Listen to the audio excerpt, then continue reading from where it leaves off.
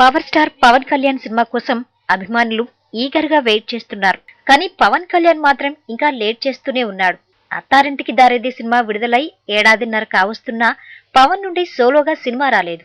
మధ్యలో వెంకీతో కలిసి చేసిన multi starrer Gopala Gopala movie వచ్చినప్పటికీ అభిమానులను సంతోష పెట్టలేకపోయింది. పవర్ స్టార్ ఏడాది 2 సినిమా రిలీజ్ చేయడానికి ప్లాన్ చేస్తున్నాడంటున్నారు పవన్ స్నేహితులు.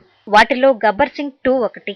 ఇప్పటికే విడుదలవ్వాల్సిన ఈ సినిమా కనీసం సెట్స్ మీద కూడా వెళ్లలేదు. దర్శకుడు సంపత్ నందిని మార్చి బాబీని దర్శకుడుగా ఎంపిక చేయడంతో స్టోరీలో చిన్న చిన్న మార్పులు జరుగుతున్నాయని తెలుస్తోంది.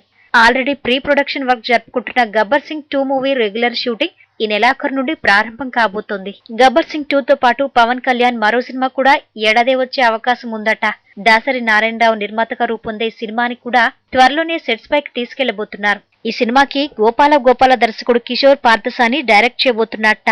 గోపాల గోపాల టైంలోనే పవన్ కళ్యాణ్ కిషోర్ పార్థసానికి మరో ఛాన్స్ ఇస్తానని ఇచ్చిన మాటను దాసరి నిర్మించే సినిమాతో నిలబెట్టుకుంటున్నాడు. పవన్ కళ్యాణ్ ప్లాన్ చేస్తున్నట్టుగా ఏడాదే 2 సినిమాలతో వస్తే ఫ్యాన్స్ కి పండగే.